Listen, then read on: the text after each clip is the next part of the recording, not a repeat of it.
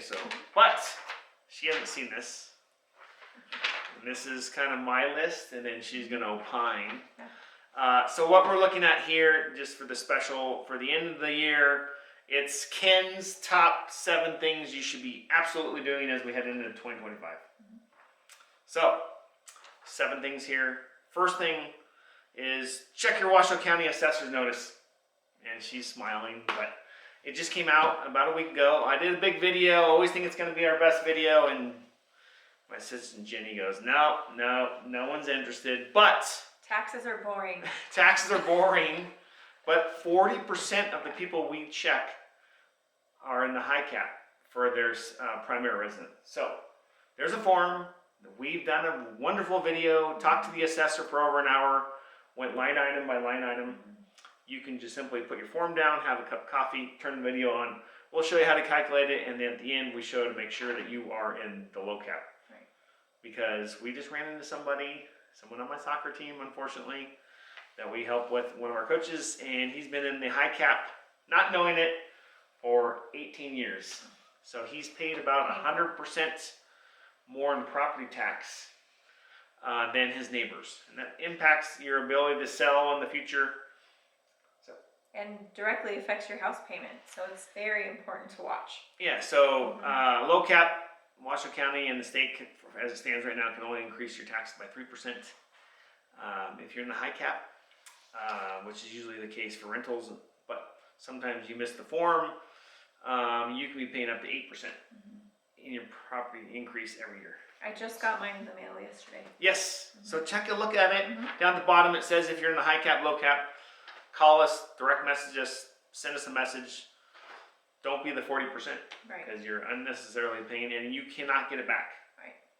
So there's no scratching it back. It is what it is. You can fix it and going forward. But so check that. Number 2, big topic.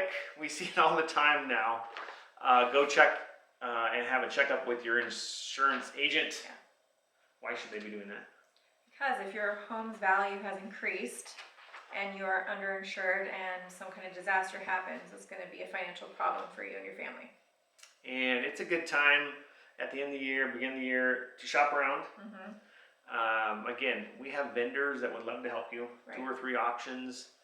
I recommend a mortgage broker, not a mortgage broker, insurance broker. She's a mortgage broker. Insurance broker that has different options. They can put your information in and see what options are out there. A lot of people, particularly around the Davis fire, Incline Village, we're getting a lot of people, insurance is being canceled. Yes.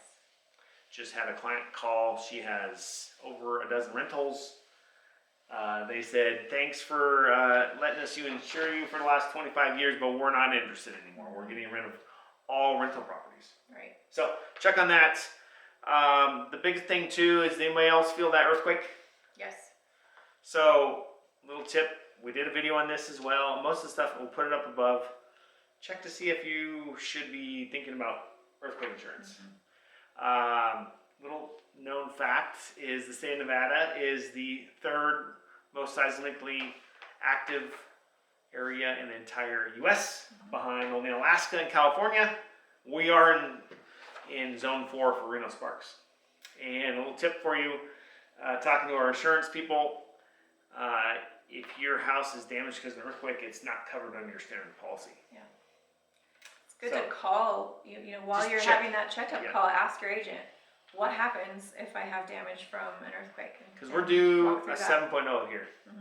It's just, the reality of it is it's coming, it's just a matter of when. Right. And check out and make sure you understand all the deductibles. It is costly. What I strongly recommend is if you own your house outright. It's a policy that you may want to consider, because if your house falls down and you don't have a mortgage, you don't have earthquake insurance, what happens? You have nowhere to live. You don't have anywhere to live. Right. You'll be one of those GoFundMe pages. Don't do that. Yes. So it's pretty affordable if you own your own house outright. Something that you should consider, but it's not for everyone. Number 3, assess your real estate situation. So a few tips on that. Are you thinking about moving out of the state? Are you thinking about upsizing? And the biggest thing that we're gonna do a huge deep dive here later today, it's gonna be early out in January 2025, is downsizing. The most important thing when you're thinking about your real estate situation, what you're gonna do is plan ahead. Right. Why should they do that? A lot of reasons, but primarily just to be able to mentally and physically prepare for all of it, and of course financially. But you know, there's a lot of things to do. You need to talk to your tax attorney. You need to talk to your family. There's a lot of things to clean out. Typically, a lot to do. So our average, we did several of these last year where our specialty is helping people downsize, particularly off the Mount Rose Highway. It takes about 4 to 6 months from start to finish. So if you get someone in there early now, when people are available, start working on this now. Start thinking ahead and thinking through all the different. We'll put our 2024 video up there, but we are coming out with a fresh new video with it updated for 2025. So, all right. So the things you should absolutely be doing as we move into 2025, and we're on number 4, making improvements to your property. Why do I say this? Is right now a lot of our vendors are slow. They're not working outside. They have some extra time. So it's a great time to think about things that you want to get done at your house and get it done while the labor and the vendors have time for you. Yes, that's huge. And looking ahead of your deferred maintenance, especially if you're thinking about relocating, downsizing, upsizing. Yeah, get it done now, and then it's done, and maybe get that roof checked before the real snow starts flying. Right. Have a lot of roof leaks we're seeing just because people defer maintenance on that. So take a look at that, but you can get it done now. Keep in mind that if you need a number, you can either direct message either one of us. We have the best people. We have usually 3 or 4. So shop around now and get it done now. So number 5, this is kind of happens to be one of my favorite, is consider making a job change. Now, why do I say that? I got into real estate after being an engineer for 20 years. I do a whole video. I have a blog. I'll put the video up there. It's called You Have to Jump.